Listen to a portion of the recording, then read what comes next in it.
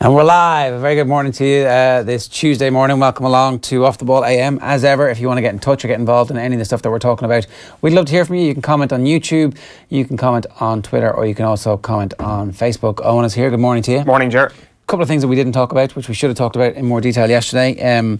Your love for this Kerry jersey is actually the love that everybody has for the Kerry jersey. It's an amazing thing. I couldn't believe it. I didn't want to bring it up yesterday for fear of bias, but it turns out everybody loves this.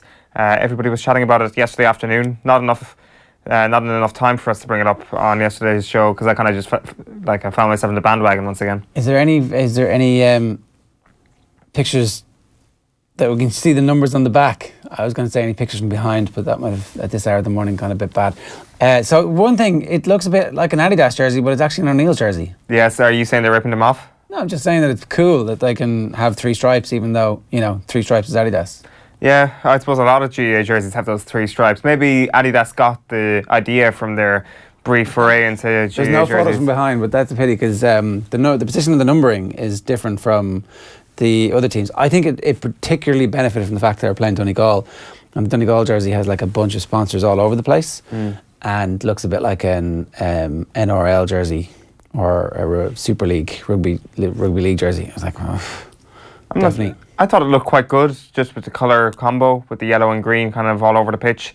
I think it'll look particularly good if Mayo wear that like red jersey they have next week. I think that'll look very, very nice, but they won't because they're at home.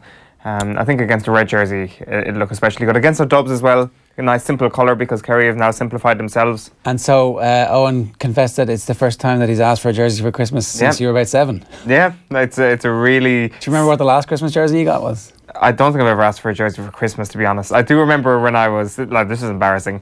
The last time I asked for a jersey was a Cesc Fabregas Arsenal jersey after about one season when I was like, wow, this guy is amazing. Yeah. And I got that, and I didn't quite burn it because I had matured by the time he'd actually left Arsenal. At least you learned early that your heart gets broken when you follow sports teams. Yeah, well, not at the time. At the time I was like, wow, Cesc Fabregas is going to lead Arsenal to all these Premier League titles. Arsene Wenger's young kids are going to take over this competition.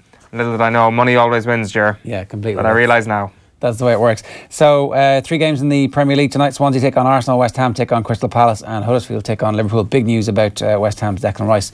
We'll get to that in a couple of minutes' time as well. And the other main sports news of this morning that you need to know is that the draws were made for the 5th round of the FA Cup. It's going to be Wigan to face Manchester City, and Manchester United will be away at either Huddersfield or Birmingham. Chelsea will welcome Hull to Stamford Bridge, and if they come through the replay tonight with Newport, Spurs will travel to either Millwall or Rochdale. Man City should complete the signing of Aymeric Laporte. Never played a single game for the senior international team, but Laporte bought out his Athletic Bilbao contract yesterday and is going to sign a 5-year deal at the Etihad, much to the annoyance of everybody on Team Off the Ball, who thought they had a good piece of information that Johnny Evans was going to sign at a good price of 74, and unfortunately all of our betting accounts are now empty and suspended. Daniel Sturridge last night completed a loan move to West Brom, £2 million for the loan fee for Liverpool, and obviously they pay his wages. And then obviously, as I said, Huddersfield play Liverpool tonight, and there's loads of games in the Championship. And in the Sigerson, the quarter-final places will be decided today. Queen's take on IT Tralee, UL hosts Cork IT, and at 2:30 Garda College face UCC. We'll keep you up to date on all the sports bulletins across News Talk Today FM and 98 FM across today on that. And that's pretty much it. Fitzgibbon Cup matches tonight as well, and some of those matches will end up having an impact on the positioning for the next round. Scoring might come into it as well. So some other stuff to talk to you about today. We're going to hear from Sean Cavanagh a little bit later on. Owen was out with him yesterday celebrating Moy's win and explaining why he got in that rumpus with O'Shea. Did he explain why he got in the rumpus with O'Shea? He did, yeah. He explained it very clearly. I think we all knew why, but he kind of lays it all on the line and confirms that was the reason. 2 things we want to talk about as well. A really good video released by Bohemians ahead of the start of the new electricity leaks. Actually, we may as well just play you this, and then we'll compare and contrast the difference between Ireland football fans and MLS football fans. Harry, come on, the match is on.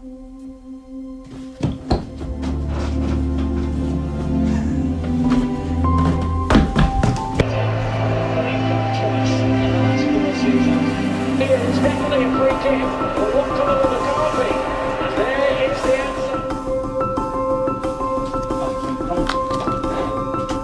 Harry, come on, the match is on.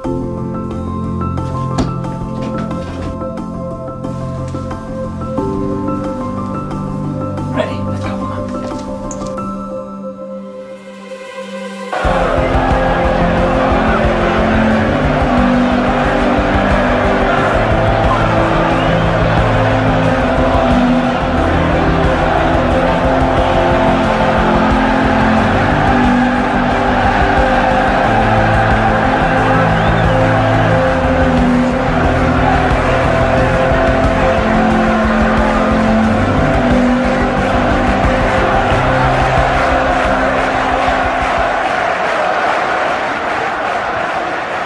Yeah, fair play to Bowes. It's an excellent video. It's an excellent. The sentiment, especially, is what it appeals to me about that video. Why were you cringing when you watched it first? I wasn't cringing when I watched it first. Only a small bit. Not over. I didn't come away from it thinking, "Wow, that was cringy." There was just a part of it that I was Go on, what? Whenever I see just the comparisons with English football, I'm never completely sold. It's like, what's the point?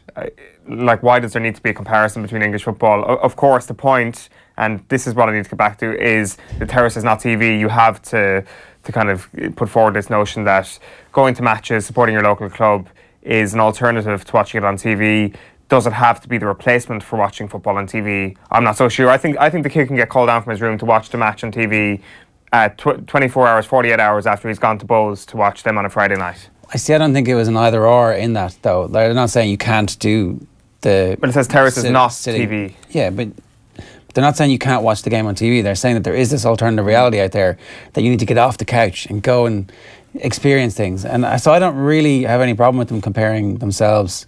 Because it's not really a comparison either with English football. Like, here's the thing, I'm not saying that... Here's part of how football culture is consumed, and here is your opportunity to be part of football culture. And I think they're actually better at acknowledging that there is this giant elephant in the room when it comes to the League of Ireland.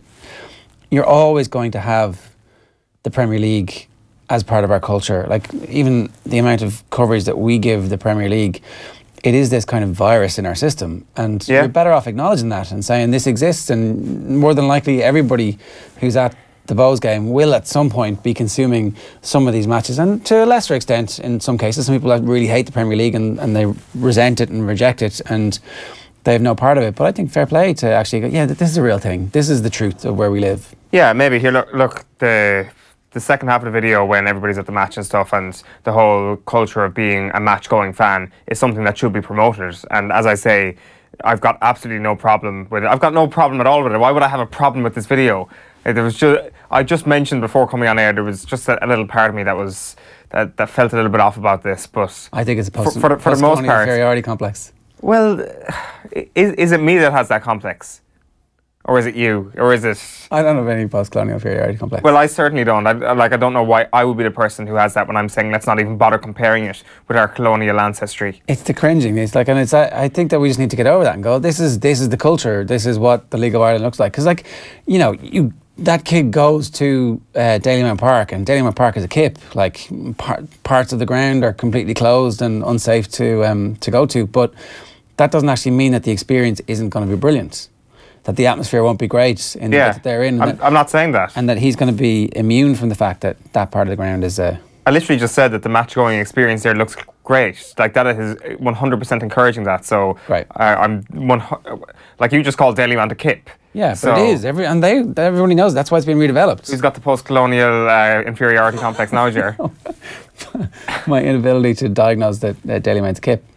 Yeah, well, I think that's a symptom, isn't it, of that complex you keep talking about. But I think it's an excellent video. I think you're trying to lead you down the garden path here of hatred towards the League of Ireland. Who else has a post-colonial inferiority complex? Well, to be honest, maybe I do, but I'm not. I'm not necessarily saying it's manifesting itself in this regard. But there is definitely another group of football fans out there who do. Yes, the Major League Soccer fans, Ger, who've got themselves a new team to support if they want it. So.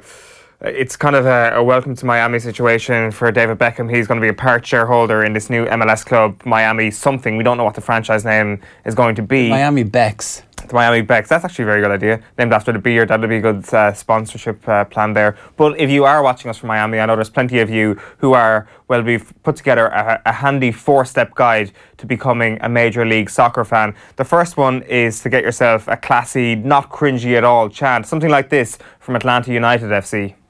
You know what we're about! This is Atlanta! This is Atlanta! You better watch your mouth! You better watch your mouth! This is Atlanta! This is Atlanta! We're gonna stomp you out! We're gonna stomp you out!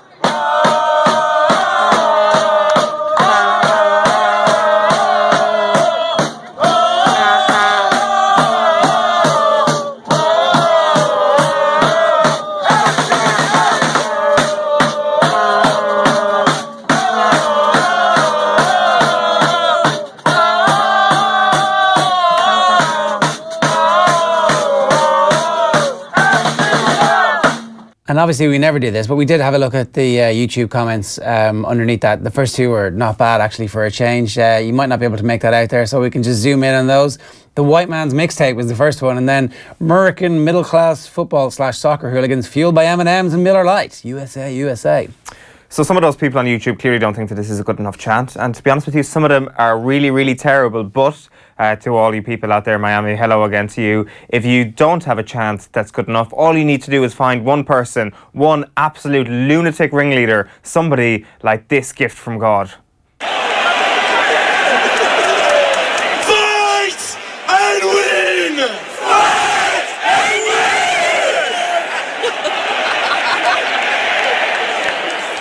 Come on, Seattle! Come on, Seattle!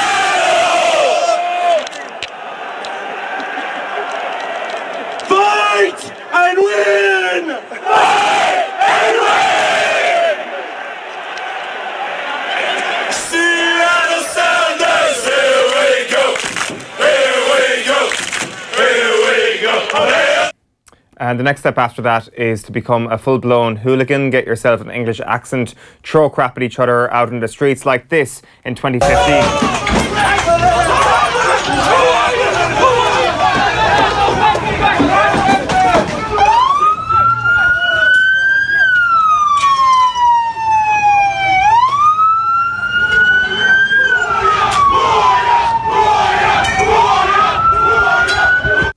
Who are you, indeed? Obviously, a lot of New York City and New York Red Bulls fans there right after watching Green Street for the very first time. The final step then to becoming a good MLS fan is to find an emblem of your dominance, something that really spreads how dominant you are going to be in this league, and something that tells your opponent how terrified they should be of you. Something like this.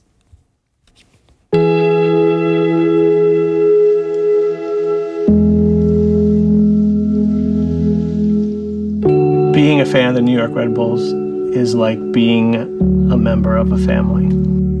The Red Bulls are the greatest, and I'm happy that I was introduced. We went into the Chicago Fire match last season at home. At halftime, you know, I got down on one knee and I asked her to marry me.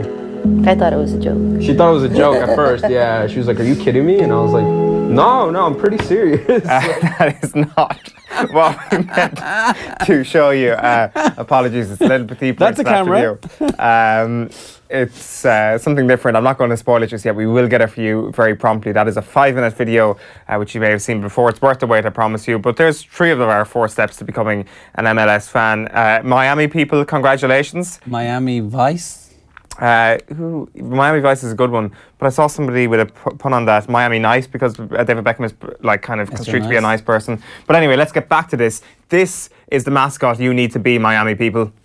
You know, we get excited at home. I got some tickets. Let's go to the Red Bull. Let's actually go to the game. I mean, the passion that we experienced at one of those games, it was, we were hooked. We've been going to the games ever since. I was born and raised in New York. I was born in the Bronx, not far from Yankee Stadium. I started out as a Red Bull fan, a Metro Stars fan when they were the only game in town. And when NYCFC started playing at Yankee Stadium, I got very excited about it. My mother's worked in Harrison her whole life. So it's like to have a team, to be in a place that you're actually from is pretty cool. So this turned out brilliantly that we decided to take the piss out of MLS fans and failed miserably in this. They seem very nice. I don't know what your problem. I don't know what your beef is with the League of Ireland and now the MLS. Turns out they're just full of nice people. Well, once we do get you this mascot from whatever club it is, which we actually can get finally. That you're actually from is pretty cool. What animal in New York City is everywhere? They seemingly may not be the most intimidating animal, but nothing sweats them. Like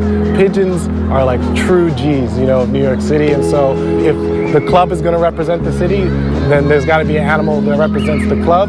And the pigeon was naturally what I chose. I don't believe in religion, but I do believe in soccer. And There was an Irish accent there at the end, actually, with that little bit at the end. But obviously, a pigeon is what you should be going for. That's taken. Sorry, Miami. You're going to have to come up with something different. And after a very prolonged conclusion to that, I think we've illustrated how you can be a really good MLS fan. Miami pecs, and the pecs could be the symbol. Because, you know, Miami bodybuilding, body obsessed. Yeah, I think that's a good one. Bex, rhymes. Okay, now I get it. I've been reading bad puns all morning. Yeah, well, you clearly have. Miami traumatized from that. Miami, I'm just traumatized from. You got to get back with it. From not being able to find a pigeon, but I do think it's an interesting kind of development in David Beckham's career that he's going to pick this thing that definitely isn't going to fail. He came up with a very original idea last night that he said we're going to build an academy at the Miami club. Nobody has ever thought of that before in terms of creating a dynasty at a football club. It's funny, like he's already bet 100 million quid to the better. Because maybe 125 million quid. As part of his deal, he was allowed to buy that franchise for 25 million quid when he signed. Obviously, he signed in 07, and part of the deal was that if a franchise became available and he put together a tender to win it, his buy-in would be 25 million. The standard buy-in now is 150 million. So that's why he was able to raise the cash. There's a bunch of rich businessmen have partnered with him, but David Beckham's going to be a billionaire by the end of all this, really. Because the MLS isn't going to go anywhere. No, it's going to keep getting bigger and bigger, and there is this, I guess this kind of comes back to the original point we were making at the top of the show, but they were talking about it. The mayor of Miami was up on stage yesterday talking about how they can compete with the bigger sports and stuff. But like, that's never going to happen. They're never going to be able to bridge that gap to or whatever the NBA and NFL. You're making a gesture there that says, why not? But like, it's possible that the NFL, that the concussion issues in the NFL end up scaring people away from attending and scaring people away from going, and that the bill for all of the brain damage that has been suffered by former NFL players ends up costing the organisation so much money that they lose significant power. Already you've seen the slide in their popularity in the last couple of years. So I don't know, maybe soccer is that sport that bridges that gap. Certainly the NBA has exploded in terms of its popularity and how it's getting on. So I don't think it's as clear cut as I definitely would have thought that like there was no prospect ever of that gap being closed. But soccer in the States is undergoing a bit of a revolution at the moment. They're getting a new president. There's elections on, and they're kind of trying to change it. At the moment, it's unbelievably expensive to send your kid to play soccer. There's this sense that soccer is the easiest game in the world to play because all you need is a ball. But in America, it's a very middle class thing, and it costs thousands for your kid to join a club to get training and all that kind of stuff. So if they crack soccer becoming a proper working class sport, then at that point it begins to explode. Well, that's the thing. How can you build a sport based on the class you want to appeal to? That stuff just doesn't happen. I mean, you charge in. The barrier to join. You've seen it with other sports. Yeah, certainly. The rugby school would have been the example up to very recently. I don't know how you manage to create a culture that is so ingrained in a community or with a city's culture like football is in the United Kingdom. Maybe that's not the right model to be looking at. It just feels that the MLS, it's very much pro sports. It's well in with the franchise model of the NFL and the NBA. And once you're in the same model as them, like how are you going to bridge that gap unless you go about it in a completely different way? So I think in terms of the MLS, it's doomed to not being one of the big 2 or 3 sports in the United States. But maybe that doesn't matter. Maybe it can still be huge in its own standing. Yeah, exactly. America's such a huge country that it doesn't need to be that size. Every franchise doesn't need to be worth $3 billion. If every franchise is worth $1 billion, That's still pretty good. Man United size. Yeah. Declan Rice is doing the rounds in the back of the papers this morning. It's a big story on the back of the Times Ireland edition. We'll start. Rice will not ditch Ireland for England, says John Fallon. Declan Rice, the fears had obviously been doing the rounds that he was going to defect to England. Those fears have been eased this morning. He's reaffirmed his loyalty to Ireland. That's an exclusive there. He says on the back of the Irish Daily Star, Rice and easy. John Fallon also with the exclusive here. Huge boost as Declan throws lot in with Ireland. So that's great news there from an Irish perspective that Declan Rice looks like he's going to be committing his future to us. The Aubameyang headlines, squeaky bam time. You got it right. Arsenal are sweating on Borussia Dortmund finding a replacement for Pierre-Emerick Aubameyang. But it looks like Chelsea are going to give Batshuayi to Dortmund, and Arsenal are going to give Chelsea Olivier Giroud. That's the merry-go-round. Incoming Laporte and Aubameyang to kickstart spending spree. So what have we got today and tomorrow left? Tomorrow midnight, tomorrow at 11? Well, I see one huge problem with this triangle of transfers, that Dortmund won't sell Arsenal Aubameyang until they've got Batshuayi in the bag. Yeah. Chelsea won't sell Batshuayi to Dortmund unless they've got Giroud in the bag. And Arsenal won't sell Giroud to Chelsea until they've got Aubameyang in the bag. That stuff doesn't work. You could all meet somewhere and go, you give it to me first. No, you give it to me. It's kind of like doing a dodgy deal on Done Deal, where you're like, no, I'll meet you in front of the Ticketmaster office and verify the ticket. There's no way I trust you. That's the only way I can actually... Have you done that, yeah? I did it for an electric bike ticket a couple of years ago, yeah. And was it real? Yeah, well, I told the person to come in so I could scan the ticket, because they looked trustworthy enough, I must say, but there was... Did you have your heart broken as a kid? Is that what happened? You know... Can't trust strangers on the internet. That Cesc Fabregas jersey, when I was promised that he would lead Arsenal to Premier League glory, just never happened. Giroud Chelsea deal key to Aubameyang swap. Swoop, but it is really a swap. How do you feel about Olivier Giroud burning it up for Chelsea for the rest of the season and allowing them to finish fourth instead of Arsenal? But he's not going to burn it up for Chelsea at the end of the season. He's not going to burn it up for anybody at a top team because he's Olivier Giroud. That's the main problem here. Maybe he just needed to be in the right environment with like a hardcore manager who was telling him what to do as opposed to somebody who indulged him. Olivier Giroud will score 7 goals between now and the end of the season if he moves today. 21 points? They could be important goals. 7 winners. 7 goals doesn't mean 7 wins. Well, we'll see. We will see. Coming off the bench to win 7 games. Very possible, right? Well, he could also win the game by making goal line clearances and stuff like that. That's just one metric of winning football matches. So, say he wins 7 games. Okay. Right? Which You'll be isn't going to happen. I not particularly, no, because Aubameyang could win 8 games for Arsenal. Okay, well, we'll see. What's next? The Heralds. We'll hold nerve, says Klopp. He won't buy his way out of trouble, he says. And Rob, I'm ready for Larmour challenge. That's Rob Kearney giving some comical stuff in the press conference yesterday. Some would say uncharacteristic for Rob Kearney. On the back of the Racing Post, no Wagner love. Shots fired. Liverpool boss Klopp desperate to get one over his best mate.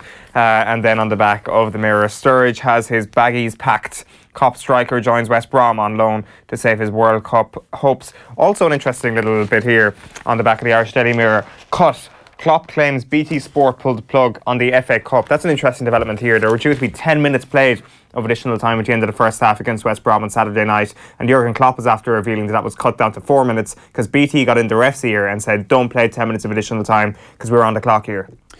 Sounds like nonsense to me.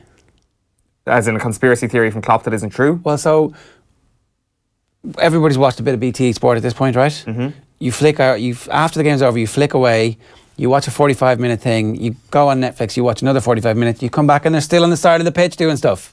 It's the longest post-show in the history of any TV. Why the hell wouldn't they want 10 more minutes of football to fill up their post-show? It's true, yeah, but that doesn't change the fact that this might have happened. Like, you're disagreeing with the decision that may or may not be real. Like, I think I'm just saying, club story doesn't make any sense. Yeah, it doesn't make any sense, but like the fact that it doesn't make any sense could well be the reason why it happened. You know, strange things happen in football, and BT could well have got in touch with the refs and been like... Strange things do happen in football. Managers of teams who've just been beaten in embarrassing fashion find some other thing to get us to talk about, particularly in advance of another game where, for example, a manager who knows him really well is going to pack the defence tonight in the league and play exactly the same way that Swansea did and West Brom did. It's a pretty serious claim by Jurgen Klopp, though, isn't it? It's right out there, because if it's true, it's insanity. Yeah, they've broken the rules, I would assume. You can't just cut a football match for the sake of your television programme. Well, all those games gone tweets that fill up your timeline every time a player gets a tattoo. I mean, this time it'd be real. Yeah, the game has actually gone by a fraction. Yeah. Giroud a blue. Giroud a blue. I don't know. Is that a pun? Well, it's a rhyme. Giroud and blue rhyme with each other, and he's a blue. Scramble as Gunner's Eye, Aubameyang. That's the scramble we've been telling you about. We can't afford Murrayfield repeat, says Kearney. No, Ireland cannot afford to be 3 tries down in the blink of an eye like they were last year. The Examiner, their lead is headline act, Arsenal close in on club record, Aubameyang deal.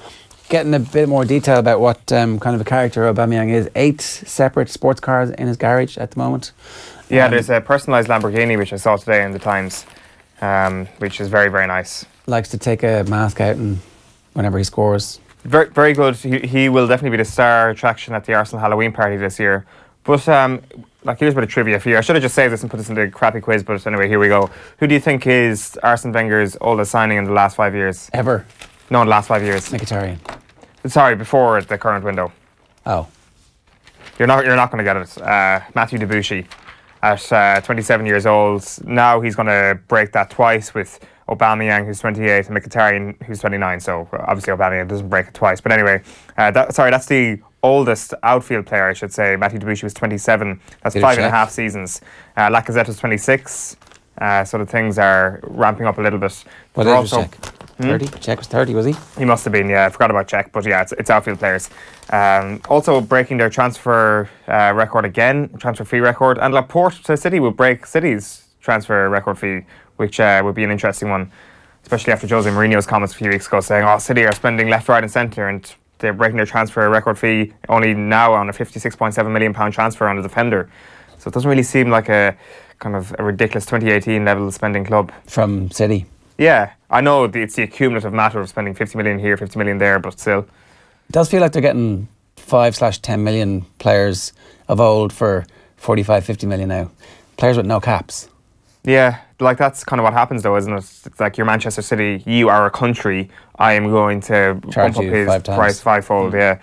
Okay, last one for now is the Irish News, and the headline here is about Owen McHugh opting out of Donegal due to focus on his studies. That's a bit of a blow to the new Donegal boss, certainly because that team looked like they were in good shape at the weekend. So there's one more headline? Yeah, let's go to the Irish Times as well. I think they're going rugby this morning rather. Ireland need to focus on first 20 to avoid more pain in Paris, says Kearney. Six Nations history suggests Ireland's odds not good value, says Jerry Thornley. Good to be playing down the chances on a Tuesday afternoon. It's exactly what we need. And in the Daily Telegraph, I think we can bring you to the front page of their sports section this morning. It's that man Phil Neville. Battered tweet was about table tennis, he says. I mean, that's very unfortunate if it was. Very, very unfortunate. It's... I don't know. I don't know. Was there a previous tweet that suggested he was going and entering into a game of table tennis? If so, then we need to be very careful about isolating tweets. I suspect there wasn't a previous tweet though, and this was really, really the case, and it was just an irresponsible, kind of sloppy thing to tweet. Couple of quick comments for you. We were asking on Twitter if anybody's ever bought a jersey that they've almost later lived to regret, in the style of you and Cesc Fabregas. Evan O'Donnell bought a Thierry Henry jersey 2 months before the... then there's a hand emoji. I mean, I suppose Thierry Henry remains unforgiven by a lot of Irish football fans for stealing our place in the World Cup. So he was a Barcelona fan at the time?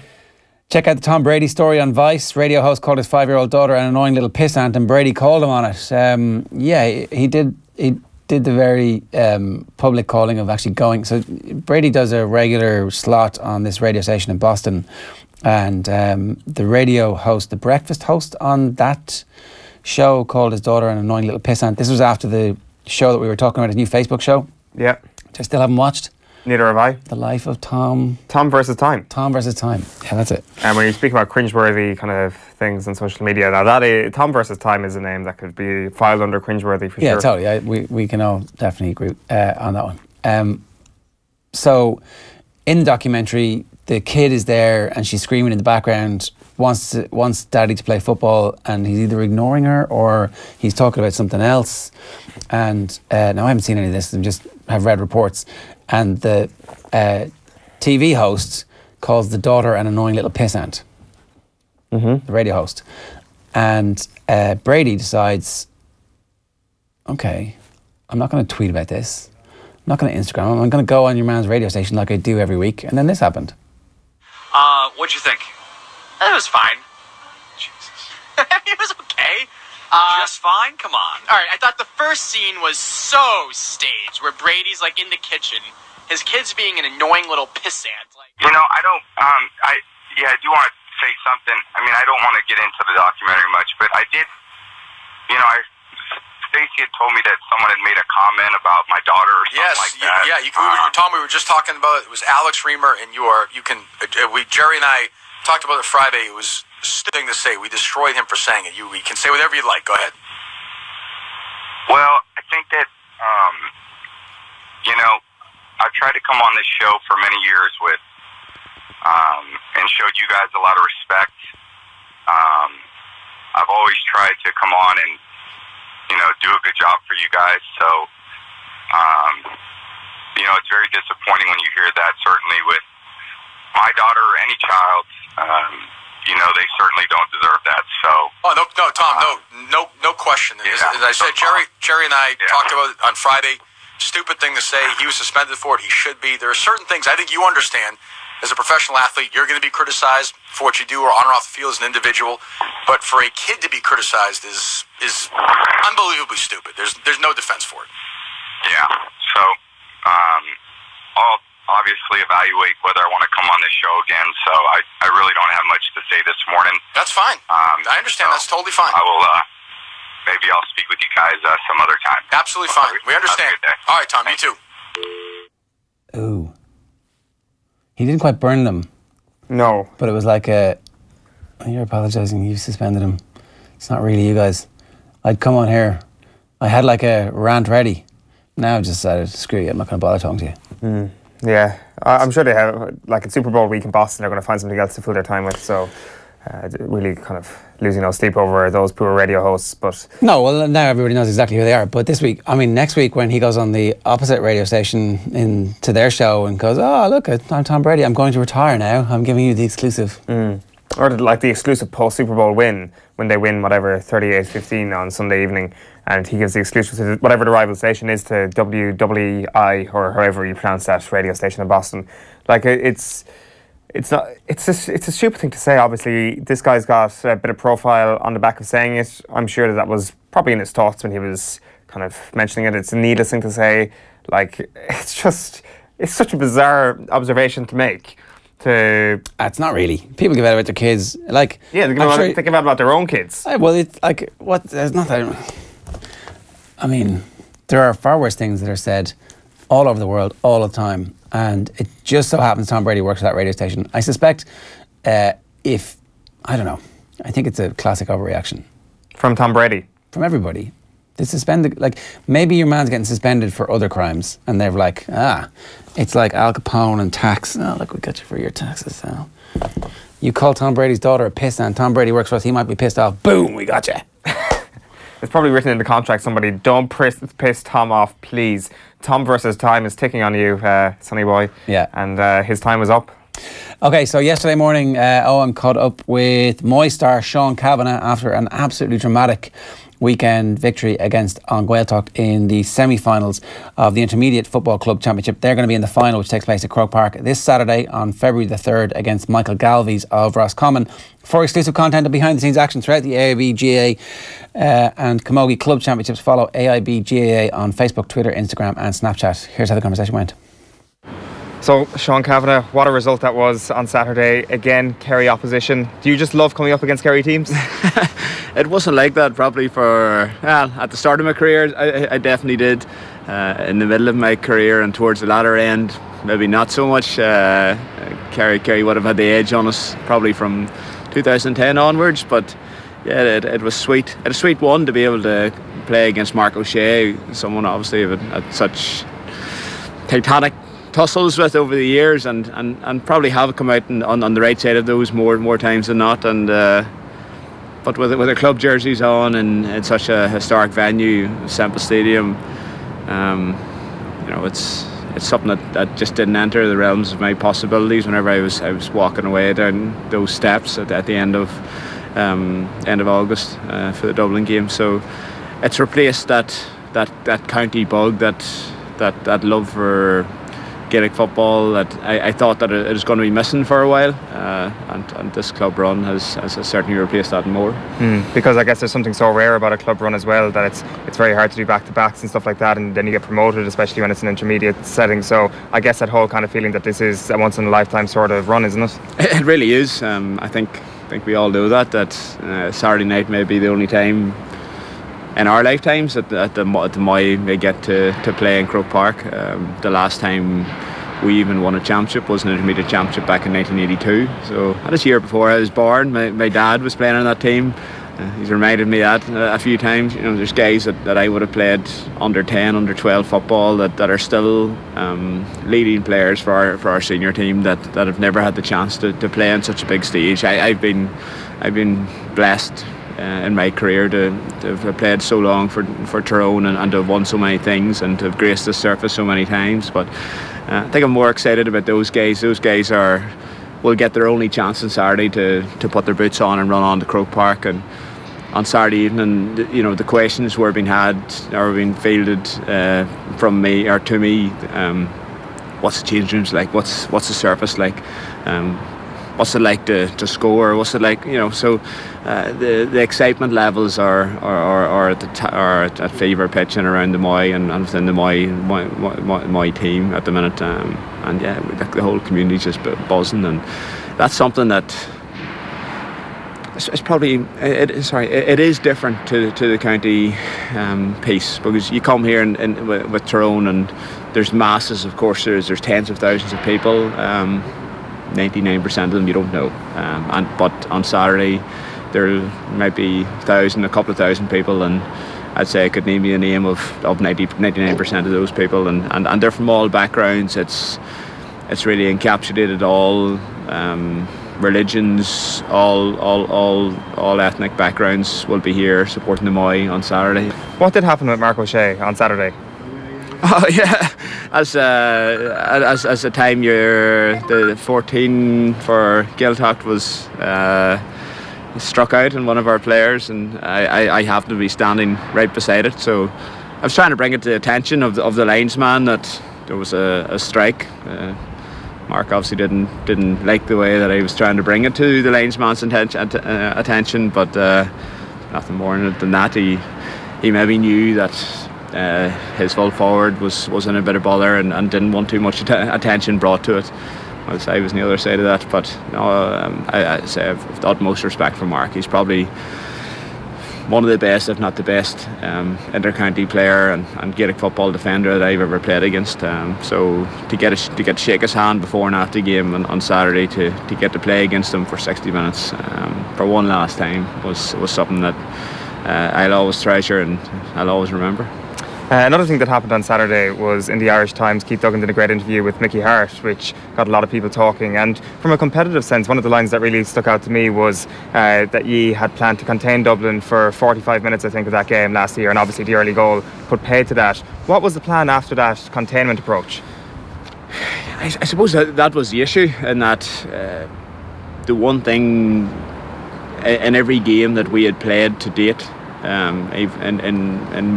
in the championship, we had always contained teams and always managed to either stay with them or get ahead of them, and in most games we got ahead of them fairly early on, and it allowed us to play that counter-attacking approach.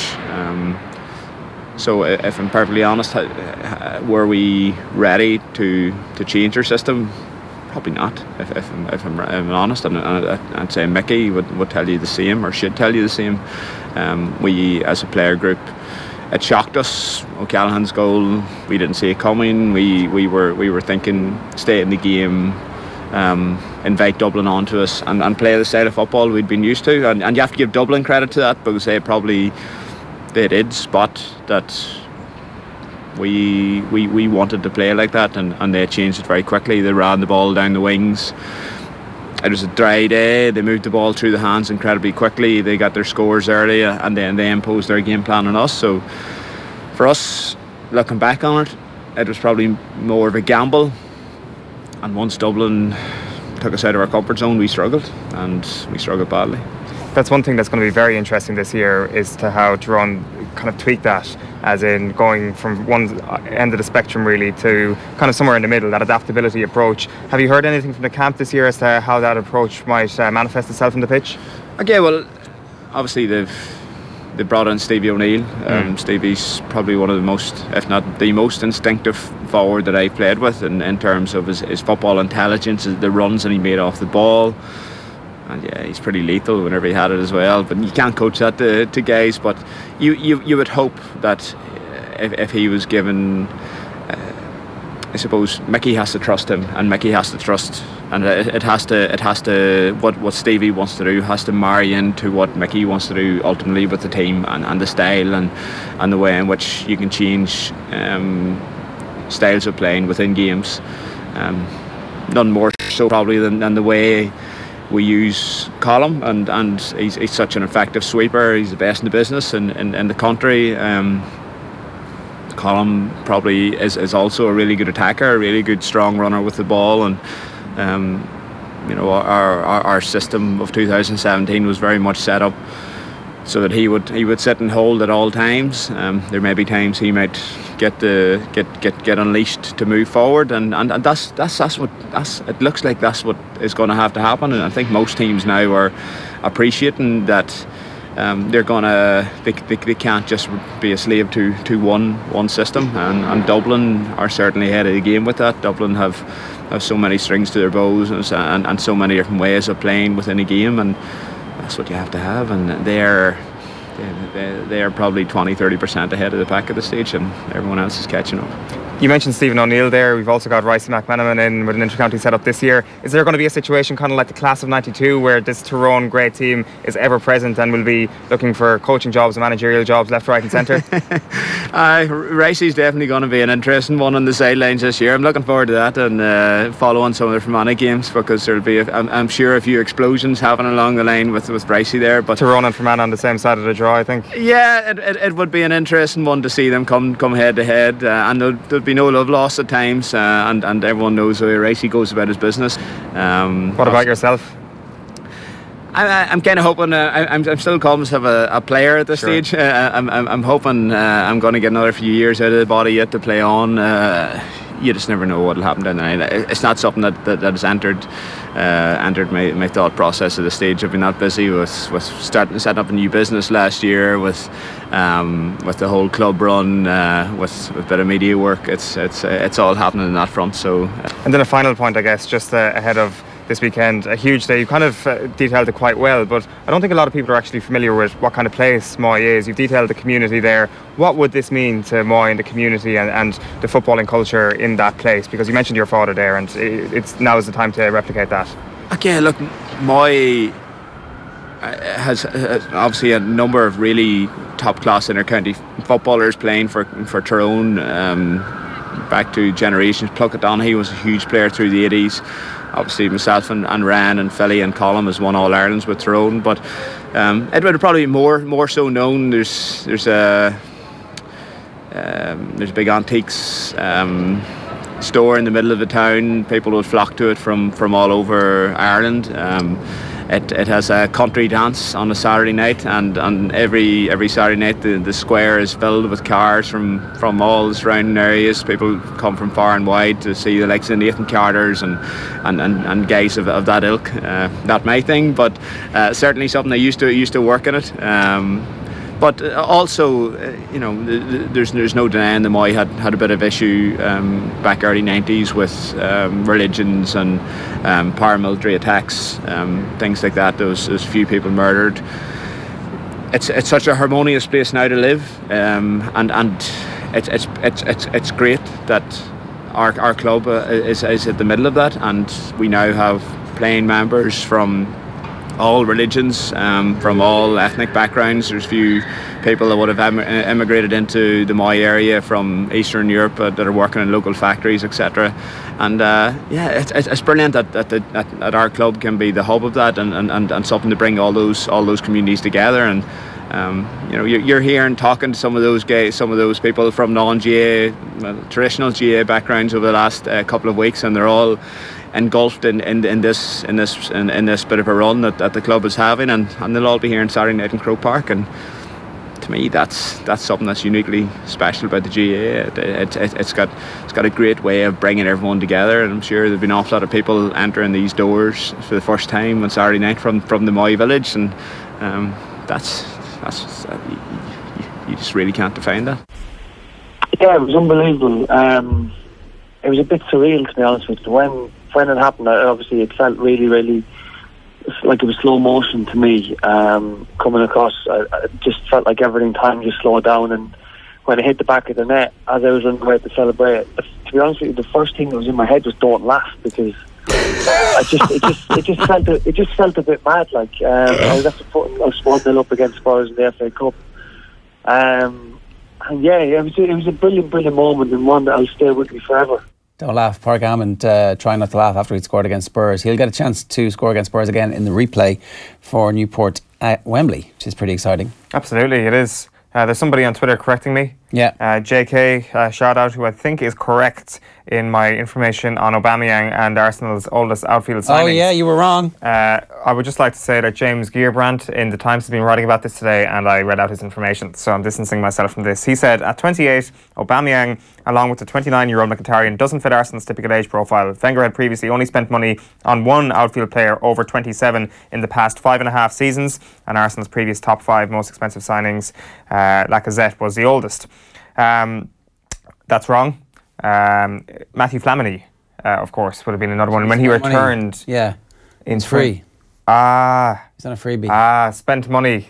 So I actually read James Gearbrandt's article wrong, and then I passed off my wrong information and Gearbrandt's wrong information by leaving out one key term. So JK, you are indeed right. Thank you for getting in touch. I'm wrong. I hold my hands up. There's strong talk that they're going to sign Johnny Evans as well, which would be... That would be one hell of a window for us. Wouldn't it, yeah? I mean, if they sign Evans... I mean, okay, so all they've got so far is Mkhitaryan. Mm-hmm. And they've lost Alexis Sanchez. And they're going to get rid of Alexis Sanchez and Giroud, who combined this season haven't quite been putting in the same effort and maybe their peak levels of interest for Arsenal. So if you were to add Mkhitaryan, Aubameyang, Johnny Evans, and there was one more. Is there one more they're interested in? Is there another? Well, they've already signed Mavropanos, the Greek centre half, another of Mislintat's protégés. I don't think Johnny Evans would be a Mislintat signing somehow. I think it would be more of a Wenger signing. So I'm not sure is that the guy you're thinking of. But it just returns him to being a solid top 4 club, or certainly being in the picture every year. Because as you say, peak Sanchez and peak Giroud isn't that much better or that much worse than peak Aubameyang and peak Mkhitaryan. In fact, I would say they're around the same level, so they haven't improved from Arsenal winning the top 4 trophy every year. Yeah, okay. But Johnny Evans might be. That would be a step up for sure, I think. But Johnny Evans, I think, is actually still a reasonable defender. Yeah, so do I. And you've got Premier League grit, which is that intangible thing that obviously Aubameyang doesn't have, or we don't know. I mean, he would have been a perfect signing for Man City, right? We're all agreed. Johnny, yeah. There's still time, sure. Still time for that lovely bet to come true. Michael Glavy's obviously, I don't know how I spoonerism a little bit earlier on, so apologies to everybody in Roscommon for mispronouncing that apparently. A few people getting in touch about that. Anyway, bunch of people getting in touch about loads of things. In particular, that was really interesting about Moy. I think there was a romance about Gaeltacht this year, and the absolute legend of the game going out with one last opportunity to win something. But actually Moy are exactly the same story with Sean Cavanagh. And they probably don't get the same level of press and coverage that An Gaeltacht get. So I think Sean Cavanagh winning friends and influencing people with that kind of interview. 100%. You also get the sense, and I know it is the brand, the toughest with AIB, but certainly there is kind of last chance saloon about all these club stories, but especially when you throw in like the O'Shea, when Mark O'Shea and the two Cavanaghs, that they will be a senior club next year, and then realistically they might have to wait to get relegated again to go on this run, and then to go on that run again will be something extraordinary indeed. So this is their last chance in the Cavanagh era, I think. You were 9 in 2003? Is that right? I was, I was actually, yeah. So, like, peak heartbreak, losing that All-Ireland to Tyrone? Yes. 05 is probably... 2003 was a semi-final, so there was definitely a lot of heartbreak there. I can remember sitting in the canal end, and in 2005 I was sitting up in the Denali Terrace, up on the concrete wall, which you're not allowed to do anymore. Which of these is worse? 05 because it's more vivid in my memory, for sure. And also, like 03 we didn't deserve to win. 05 we might have deserved to win. 08 we definitely deserved to win. So that's the worst? 08 is the worst Tyrone one, yeah, without question. It's also the worst Tyrone team that won in those 3 All-Irelands. Is there a question about that? Like, is 08 when... Oh, there's no Cavanagh. Like 08 as a Tyrone, if I was a Tyrone fan, would be the one that would be the sweetest of them all.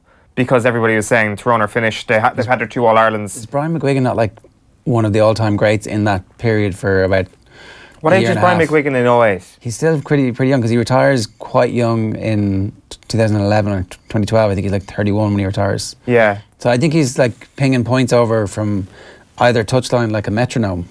Yeah, that certainly rings a bell. But all I remember is just the heartbreak at saying, "Oh my God, how have they done this again?" Because you look at I think on paper you look at the 05 and the 03 team, and you're like, "That is far better to the 08 team." And still, the 08 team did it. The 03 team is actually a bunch of kids. There's like that under-21 team is the backbone of it. So they're grown men who are leaders by the time 08 comes around. That actually they can think their way out of any problem. The grizzled veterans, that's for sure. But also 08 is sickening for the sake that could have been like they obviously win in 09 again, and they've done 06, 07, and it could have been a 4 in a row, Ger. Yeah, it could have been. Like, the one time you come up against a good team in those 4 years. Like, that's just an absolutely nonsense thing to say. Well, it's an absolute, like, that's bullcrap. It is. It's list just me a off nonsense the great thing. teams that you beat in those 4 years. You just say it because you know it irks me. Like, that is absolute nonsense. Come on, list off the 4 great teams. Absolute You must have beaten loads of great teams, right? But like, there was 2 great teams in that decade, Kerry and Tyrone. And how many times did you beat Tyrone over that period? Like, how many great teams have there existed in this decade? Mayo, Donegal, you would call this Mayo team a great Mayo team. They didn't win an All-Ireland. How can you call them a great team? They're a great team. They're a very good team. They're not a great team. So I'd say 5 great teams in this decade. There's not 5 great teams in this decade. At least 4. Well, how come not a single one of this Kerry great team that exists in this decade didn't make Kieran Shannon's team of the decade at the weekend then? I don't know. Maybe he didn't want to be accused of recency bias. I don't know. We can have him on and debate it. Recency bias, it's this decade. There's teams currently playing football that are in his team of the decade. I don't know how we got distracted here. What I was going to ask was, how come you didn't bring any of this up when you were like staring lovingly into the eyes of Sean Cavanagh? Did he turned you around? You forgave him? It's a conversation about Moy, conversation about Tyrone. It's not a conversation about Kerry. So you don't hate him anymore, though? I've never hated Sean Cavanagh. You must have hated all those Tyrone lads because they broke your heart. Yeah, I really hated them all. I really hated them so much, but I hated them in kind of a respectful way that they got the job done. Let's just say that, whatever means necessary. Okay, let's get some Rob Kearney goodness. Obviously, Ireland playing in the Six Nations in France, and bizarrely, everybody's very, very confident heading into this game. Kearney asked a couple of things of particular interest. Again, an obsession all about Jordan Larmour because he is absolutely sensational, and Kearney was asked about whether or not he's going to be a little bit concerned about that and can he see him off, and he was pretty funny. Yeah, I just think he's a flat out winger. If only. Listen, I suppose throughout my whole career I've always been in some pretty heavy battles with a lot of 15s. I could list them right off: Felix, Lukey, Jordan Murphy, Gervin, and then Zeebs over the last few years. And there's always been, a lot of really good players that I've been vying for the jerseys with. So, I've been as impressed as anyone else of some of the stuff he's done, over the last couple of months. And it's a good reward for him that he was called into the Six Nations squad. Yeah. That's as far as it's going to go, Rob hopes, as opposed to getting called into the team. It was I like the way he mentions the other players he's been up against for that 15 jersey. He mentions Simon Zebo and that, kind of like, I've seen off many challenges, including the challenge I've just seen off with Simon Zebo. Where is he now? Yeah. Maybe that's not what he meant, but that's what I kind of took from it. So Joe Schmidt was like, yeah, you're right. I mean, Rob has seen all these guys off, and that's why he's my number 1 fullback. Yeah. And maybe Jordan Larmour is a winger and is picked on the wing, and it's Larmour on one wing and Stockdale on the other. Well, for Joe Schmidt's game plan, there is an argument that Jordan Larmour is 100% a winger, that Rob Kearney wins the full-back race, hands down. Maybe this isn't even a conversation in Joe Schmidt's head. Keith Earls in the centre, who knows? Who knows is right, but with the kicking game, It's Rob Kearney at 15. Maybe he's picking Bundy Aki, isn't he? Yeah, well, he's picking Aki and Henshaw, and he's picking Rob Kearney, and then the wing is up for decision. I suspect Jacob Stockdale is an absolute banker, assuming he's fully fit, which we think. I think Keith Earls is a banker. He has picked Earls whenever Earls has been fit, and we've just picked our backs right there. There we go, and it's going to be Sexton and Murray, and everybody's going to be like, actually, yeah, that makes a lot of sense, and Larmour's going to be on the bench. It makes a lot of sense, and maybe you don't make your debut away in Paris. I think that's exactly how he's going to go. But maybe you do make your debut away in Paris when you want to kill them, and stick it to them. Like, if honestly, do you really think that the Ireland camp are thinking this is the one we're not only going to win, we are going to rack our scoring difference up? No, I just think that they're going to try and win the game. Yeah, they will. But at the same time, why would you give it like a team shorn of confidence the opportunity to get into it? Whereas you give the ball to Larmour in the first 2.5, 3 minutes, or they kick loosely to him, and suddenly he weighs lace to Paris, and that's game over. Or you give the ball to Jordan Larmour at fullback early on, and he kicks it loosely, and then suddenly you're like, oh crap, this was not the right time to give him his test debut. He's got mental fortitude. That it won't happen. But we've had these conversations for the last couple of weeks. Will he go Kearney? Will he go Larmour at 15? Like, the more time has gone on, the more I'm thinking Joe Schmidt hasn't even weighed that up. Rob Kearney is 15, and there's no question. And in all of our mock teams, we've been picking. To be fair, we have number 15. Yeah.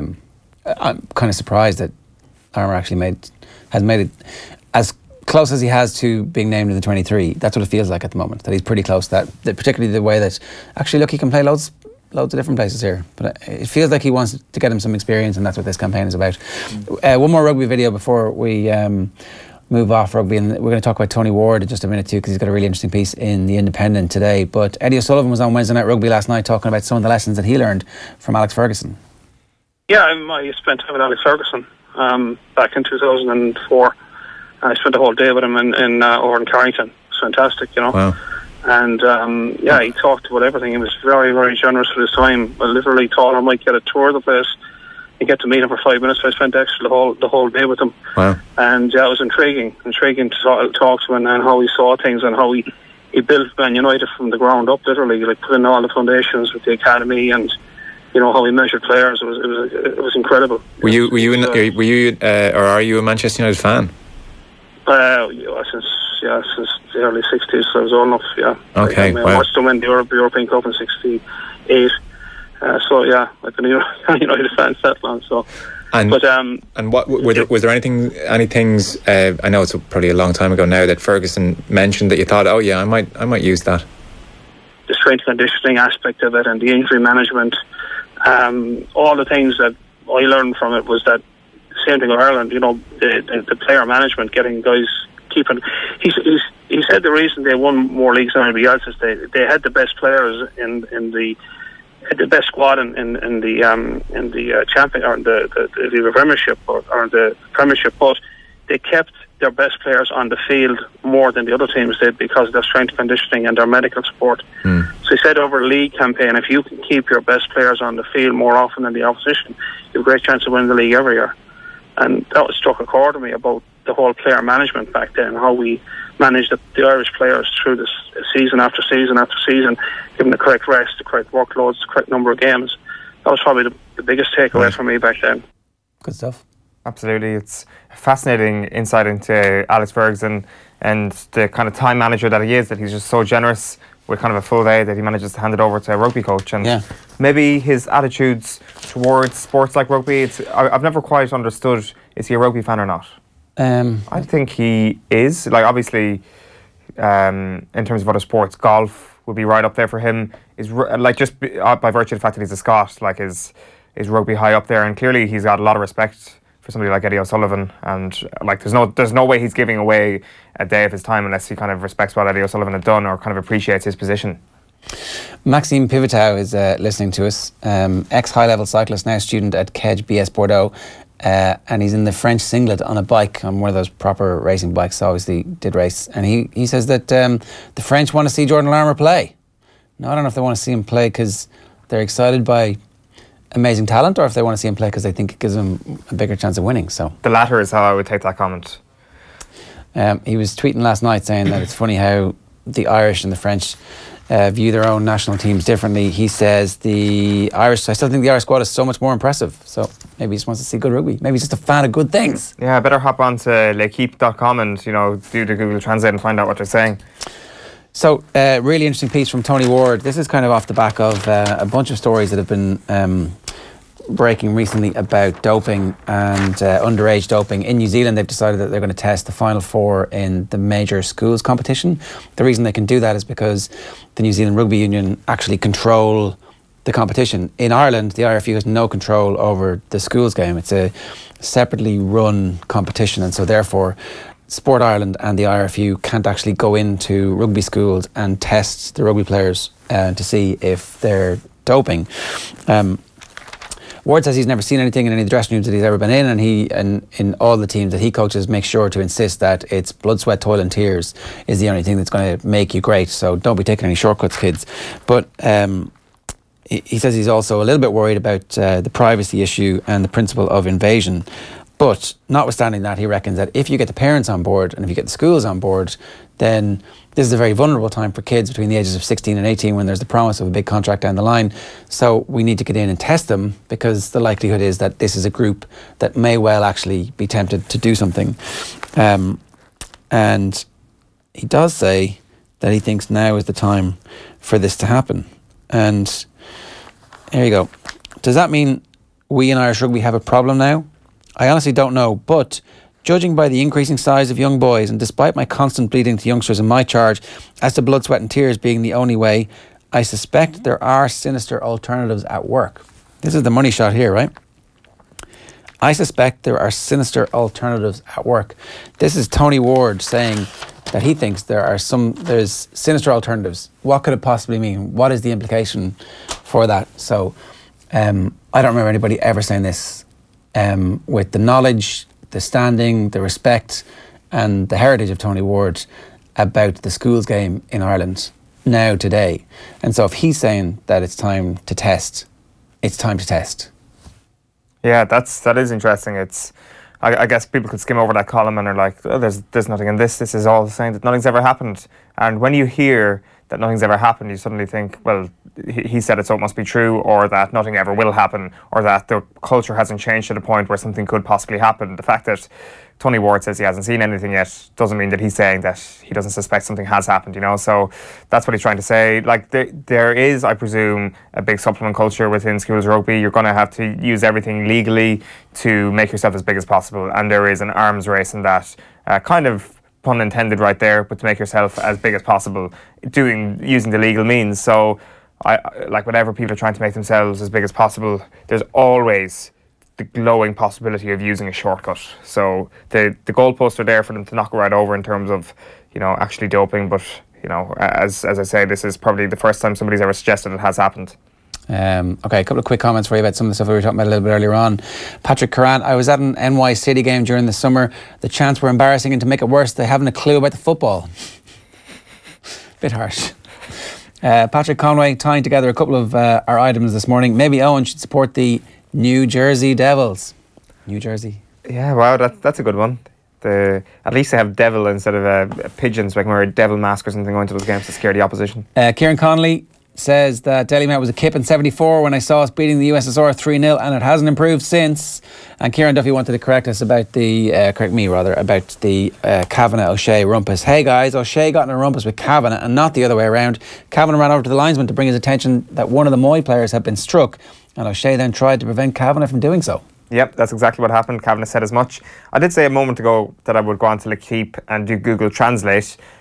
Tommy inside has very handily done that for us on today's back page, and it makes no sense at all. Let's have a look at it.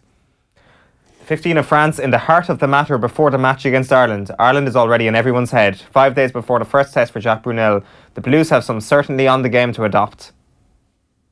So there we go. That's our French take for this week. No mention of Jordan Larmour and whether or not they want to see Jordan Larmour playing, but there is certainty on something. I presume in France he is Jordan Larmour. That's what they'll say, yeah. I really want to see him play now, because just for that, it's a French commentary. Larmour. I wonder if is his name really Larmour, and you're just getting it wrong. Like, he's getting it wrong himself, and he's too embarrassed to correct us. No, he's a polite young man. He's definitely calls himself Larmour, but maybe like himself, he's like, actually, I don't want the hassle of anybody, so I'm going to now rechristen myself Larmour. You know, if rebrand like Puff Diddy. Say if there was an O'Shea whose parents moved to Paris or whatever, and what would he be? I actually don't know. That's go on. Finish the sentence. It's a good idea. It's not a good idea. Flash it out there live on air. Go on. I'm trying to think of an Irish name that could be construed as, you know, with a good French pronunciation, but there isn't any out there really. But yes, the answer to your question is Larmour. Anyway, let's move on because the Penguins. Where are the Penguins from? The Pelicans. They're from New Orleans, sure. Oh yeah, they've got a really interesting ownership story as well. Something to do with the co-owner of the Pelicans owns the Saints. Is that right?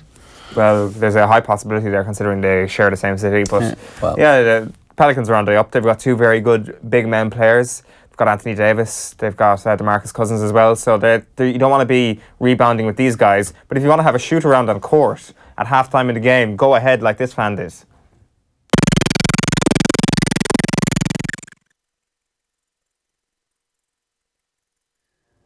Yeah, so this is a guy not particularly athletic looking for the NBA, and hang on a second, somebody's just pointed out that maybe he shouldn't be out there, but he's getting a shot, and here comes the cops because he's not actually a basketballer. He's somebody who's sitting in the front row. Who passed him the ball is what I want to know. Fair play to whoever passed him the ball, and look, that's a stern wagging of the finger. Don't do that again. Yeah, I think he's a comedian. I can't remember his name, but he's got about 30,000 followers on Twitter, which probably gives you enough credence to not get you kicked out, but certainly a finger wagging. He said he was just sitting there and he was like, those guys are wearing the exact same top that I am. I'm going to walk onto that court. And we should give a medal of honour to whoever passed him the ball, because they're hero of the week. I think as well to the cop for not battering the head off him, because I think generally in sports arenas you're allowed as a cop to beat the crap out of somebody. Certainly that would have been the history in Irish sport of how streakers in Lansdowne Road would have been dealt with. There would have been a long-standing tradition. Streaker comes on, does a bit of waggling around, waves to the crowd, and then 4 or 5 of them kind of corral him, and while he's down there, just get a few digs in and everything. Jesus Christ, mind the head.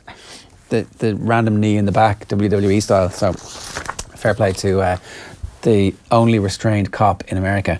Now, Thomas Barr was in studio with us yesterday talking about the results of Irish Life Health's 2017 Schools Fitness Challenge. Over 30,000 students throughout Ireland took part, with this being the first year that more girls participated than boys. Results showed that girls outperformed the boys over the 6-week period, with an average fitness improvement of 16% in comparison to 6% in boys. This boost in cardiorespiratory fitness is proven to significantly lower the risk of chronic diseases. So this is a really good story. It's a really good initiative that proves that if you get kids out and get them active over a short period of time, you can have a massive impact on their health. So it's worth looking up the results of that if that's something of interest to you. And we'll talk with Thomas about the specifics of that a little bit later on in the interview. But here's how the conversation went. All right, Thomas Barr, good morning to you. How are you? Not too bad, all good. No complaints so far. You're looking fit and well. That's good. I'd want to be, suppose, this time of the year. It's the hard part of the year. Is it a pain in the hole? It's tough winter training. I wouldn't go so far as to say it's a pain in the hole, but it's not the easy part of the year. I love the competition when it gets to competitions, but we have to do the hard work at the end of the day. And so what is hard work for you? Can you explain to us? Because no one has a clue really. We see you run, you jump, you run. And then I disappear again. Yeah, pretty much. So pretty much, yeah. That's what I do, I just disappear. So like at the moment, we're doing, it's all the heavy stuff. So like long reps, short recoveries, that kind of stuff, heavy stuff in the gym. We're doing all the hard work now, you know, and all the fine tuning, all the fun stuff comes a lot later in the season. Is that distance you do, like, or do you do sets of like? It'll be sets, yeah. So like the maximum distance we'd run would be, say, 600 metres on the track. Okay. And the maximum I would run is a 20-minute run. That's the longest I would do as like a slow sort of run during the week. And when you're doing 600 metres, you do it and then have a quick rest and go again, quick rest, go again? So say like a sample session could be 600, 500, 400, 300, 200, with maybe 4 minutes between them. Okay. Yeah, so 5 minutes sounds like a long time, but for some reason when you're tired it disappears a lot quicker. Yeah, and are you dead at the end of that? Is that the point, is to like try and get to the end of the level of your body now? Is that how this works? Or it kind of is, yeah. You're training your body into like, you're trying to train your lactate threshold, and you're trying to train your respiratory system, and you're trying to basically train your muscles to be able to sustain a fast pace for a long time, basically. Yeah. So we're building the base. We were reading recently about London, and I think a lot of people might have forgotten about the fact that you got sick at the World Championships. The norovirus swept through a whole hotel, so it wasn't just the Irish who ended up missing out on it. But you were talking in the middle of that about like getting in an ice bath, and again, it's a kind of that other side of this that we don't really, when you're talking about your lactate threshold? Yeah, your lactate threshold. Fancy words, I like to throw them out there to make myself seem smart. Didn't want to get that wrong, you know. Lactation means something different. No, I don't do that. But so you do the ice bath thing in the middle of competition after training sessions, like that's kind of just part of your life.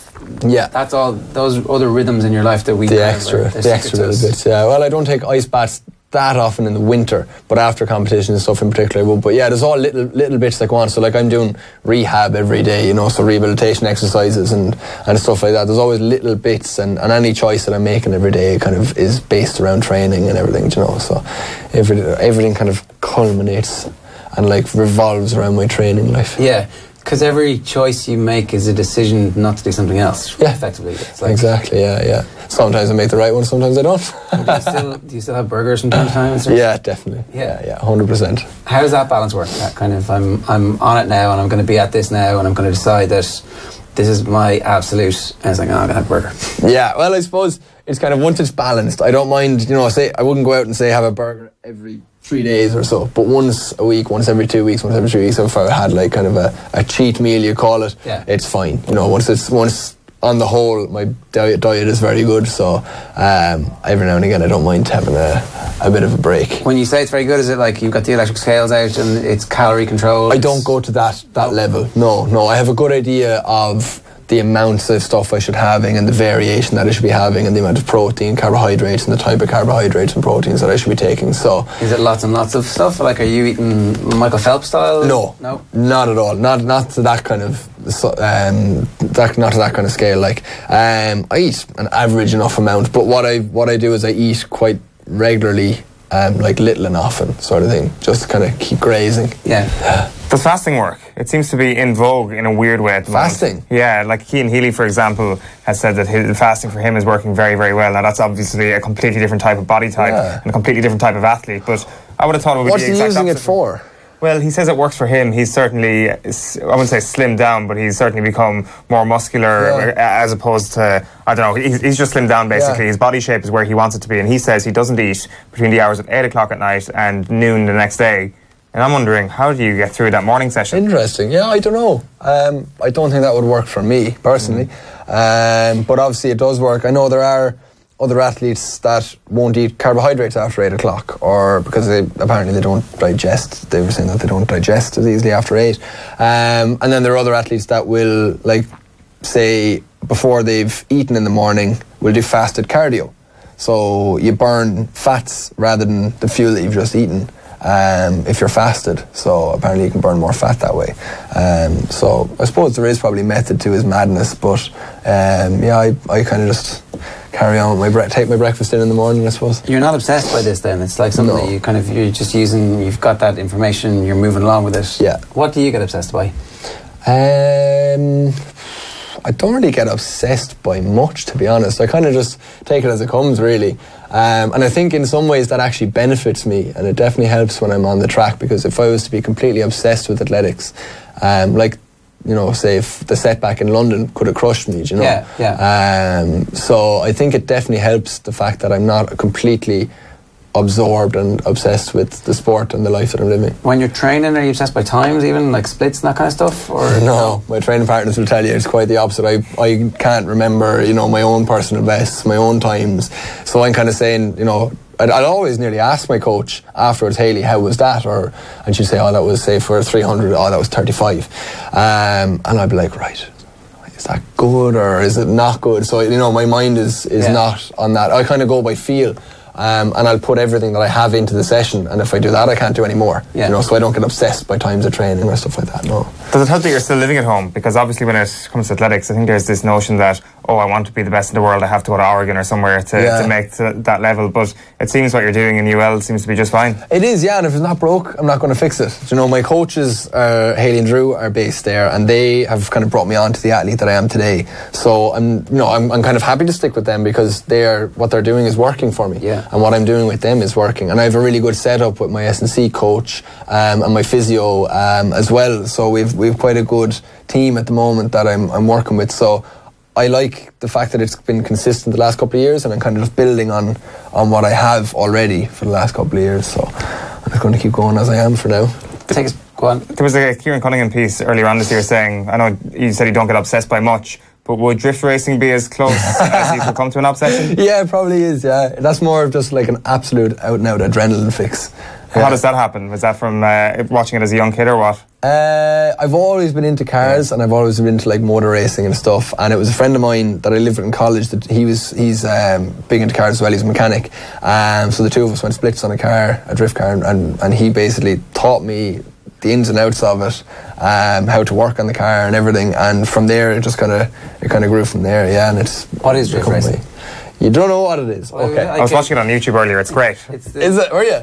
It's the one where there's no brakes, right? There is brakes, but you're basically power sliding the car, so it's you're purposely going sideways. Yeah. If you think of the movie Tokyo Drift, Fast and Furious Tokyo Drift, where you're basically purposely keeping the car sideways and trying to keep it sideways for as long as you can around the track. You're sliding it in through corners, and you're trying to basically hit, in competition, you're looking to hit clipping points with the tail or the nose of the car being on the apex or the outside of the bend. You're trying to knock other people out. No, you don't try and knock each other out. It's all on style. It's all style points. It's all judged, kind of like gymnastics. Okay, right. Yeah. Okay, so it's not the fastest. No.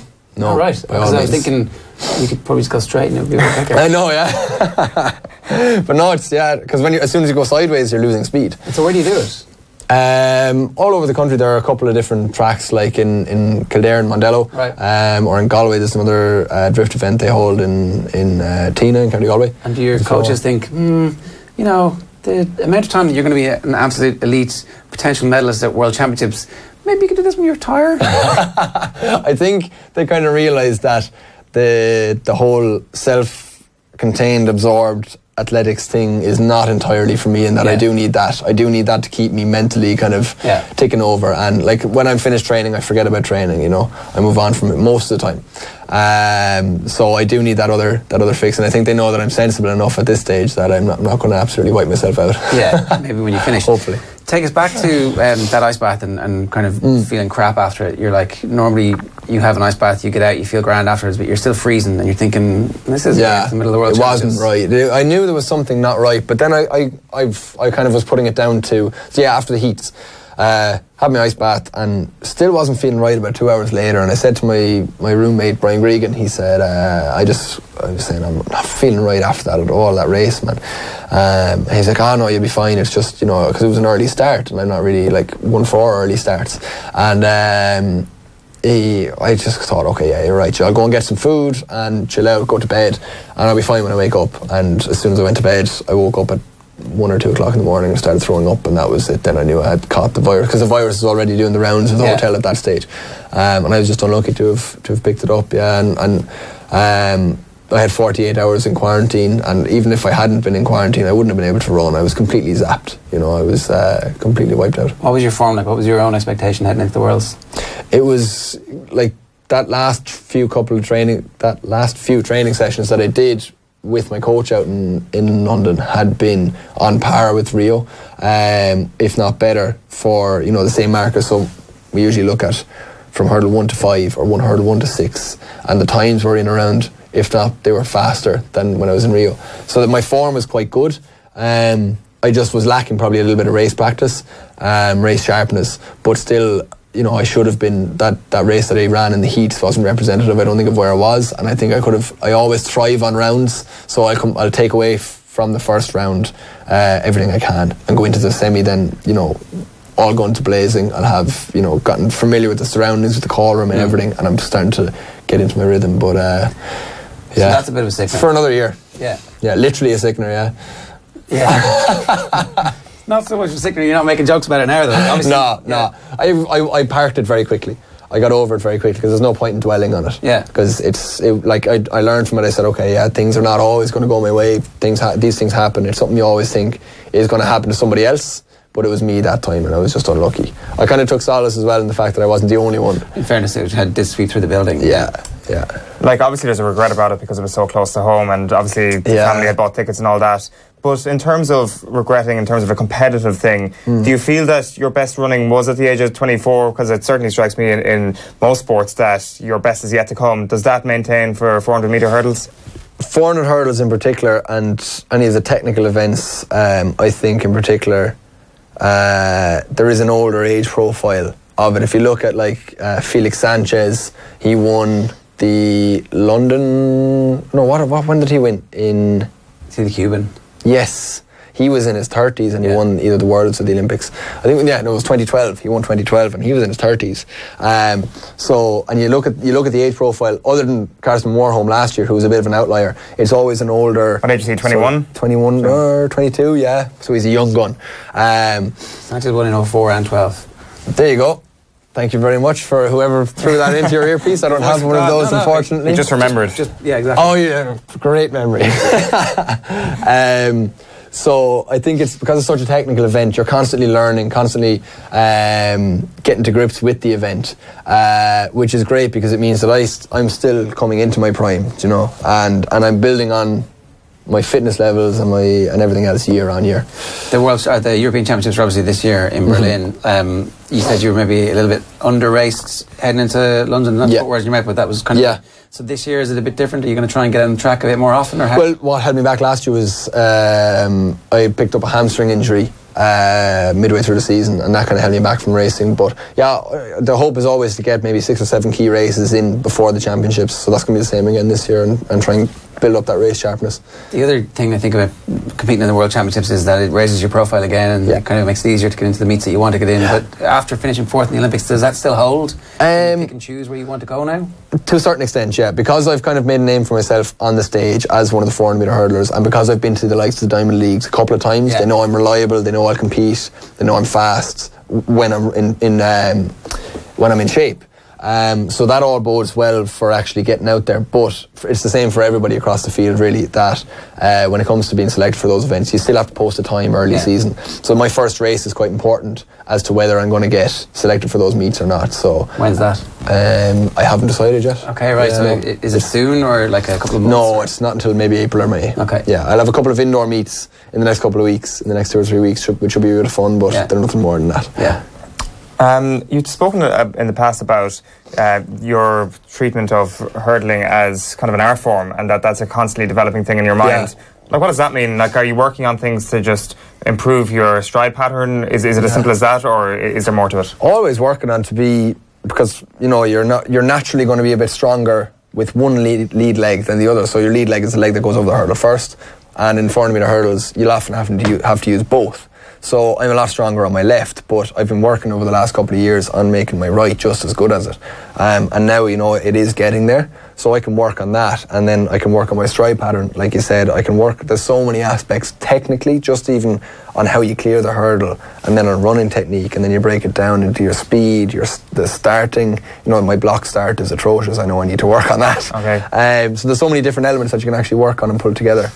The way the Olympics worked out for Ireland, with the massive expectations around the boxers, and then that kind of fell flat. You were an absolute superstar for a period of time. Thank you very much. But it's true, there was like this massive kind of focus of celebrity, and that drifts after a period of time. Normal life resumes. Yeah. Is it normal? Has it? Yeah, it has gone back, almost back to normal. Not entirely, obviously, but the whole... A good thing, a bad thing? How do you look on that whole period?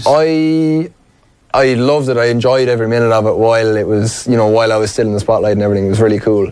But I do like being under the radar. I do like, you know, just being able to go out about my training, about my day-to-day life, and just carry on as normal, you know. Yeah. So what's the difference? I don't know. I think there was a lot of expectation, pressure. Everyone was kind of looking, you know, at the Worlds in particular, as being, you know, especially because it was so close to home, and there was a lot of pressure on me. I don't think I'll ever get a championships that close to home, which I feel like was a big loss for me and for a lot of people that travelled out to it. And so I'm now back in that area of having no pressure, really, because there was no performance last year to gauge it off. So I was kind of I'm out of that heat as such, and that's what I like to do. I like to just train away, do my bit, and then come out and see how the outdoors go. No pressure, you know, not having built myself up or anyone having built me up. No external stuff. It's just you and the race and the silence of the moment before the gun goes. Exactly. Yeah. We were going to show you the Jordan Larmour video. This is Owen's idea. Yeah. I'm not I'm not sure how well this is going to go, because when we were speaking about Munster men glorying in the absolute sensation that was Jordan Larmour against Munster, we should explain. Yeah, I know, it's sickening stuff. But it was interesting before we came on air. You were saying that it's hard for you to judge because you're not a coach, which kind of suggests to me, first of all, that running technique is kind of a talent you're given almost, rather than something that you're trained into. Oh no, I can be coached, but I'm not a coach. That's the problem. So basically, Ian O'Riordan in the Irish Times was writing about Larmour's running technique, and obviously we can see his pace here until one very obvious thing which you can point out in a moment. But he says also his technique is outstanding, but you reckon he's actually not potentially the fastest person on that pitch against If he was a Munster man, he probably would be the best thing in the world, but if he's from Leinster, I'm afraid I can't give him that accolade, you know. As I came up with myself entirely, Simon Zebo eventually caught him there at the end of the run, isn't that right? But yeah, like his technique is good, there's no doubt about it, but I don't know, is it flawless kind of as a running technique? Again, it's kind of hard to tell with a ball in his hand. He's kind of throwing his arm around all over the place, but yeah, that definitely makes a difference. O'Riordan says that his feet touches the ground for the minimum possible amount of time. He's got a pumping knee lift, the shifting of weights towards the upper body, and of course the hips upright and forward. That's what he points out, and he says that from his standing position everything was perfect, and hits a very high speed very early on in the run, which apparently isn't that normal. I suppose he's powerful then. If he's getting into speed quickly, he's obviously powerful. Look, it's a good technique. You could put him and probably Simon Zebo together, and you could pull the positive and negatives out of both of them. I'm just going to go back to it there. But where's it gone? That's it. If we go back, I'd say we just click that. Oh yeah, replay. That would make sense if I press the replay button. So the kick goes up. Yeah. And we've got Jordan Larmour coming back, catches it, and here he goes. Sidesteps one man. See, it's hard to compare there, you know, where he's hitting the speed early, because in rugby you're down low, your centre of gravity is low.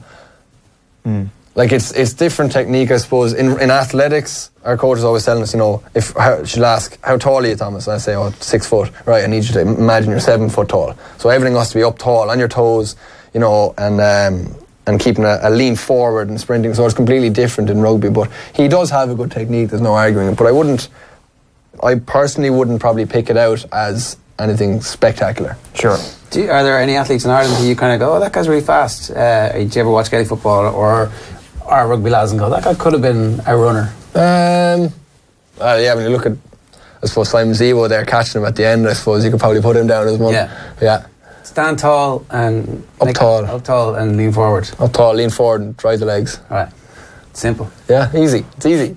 And for me, if anyone wants to take up hurdles, it's just run fast, turn left and jump. That's all it is. Good stuff. Simple. Well, you're doing well. Thanks very much for joining us today. I have to mention the Irish Life Health School Fitness Challenge. Yeah. Of course. That's what I'm here for, as an ambassador.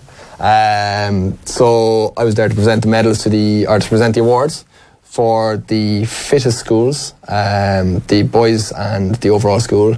Sophie Spence was there to provide awards for the best mixed school and best girls school. So it's a simple initiative run by Irish Life Health, and it's basically over 6 weeks you track the fitness levels of the students.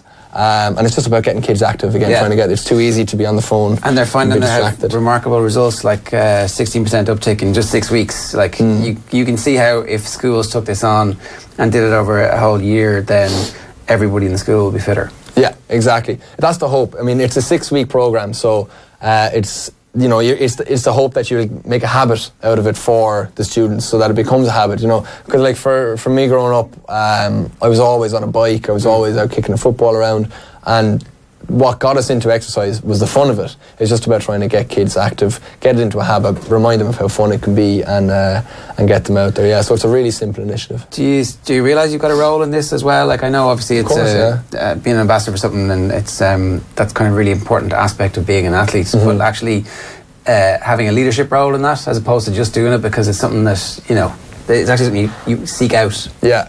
Oh, definitely. Like, I mean, because of the status that I have, I want to try and use that obviously for the better. And if I can connect with, like, even say I gave a small talk to a few of the kids that were there today, and so did Sophie, and if we can connect with one or two athletes, like, I always try and give the message that, you know, I was nothing special when I was younger. I didn't capture the headlines. It wasn't until I was in my late teens, early 20s that I started to progress.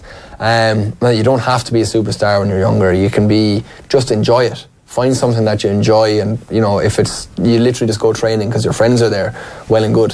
What harm of it? You know, you're going to be getting your exercise in, and that was for me. That was the social side of things, and that was what I loved. So I try and reiterate that for a lot of kids who might only see sport as being somewhere that they can be if they're a superstar, sort of thing. You know. Yeah, because participation is far more important. Yeah, great stuff. Thanks very much. Thanks a million. Cheers, guys.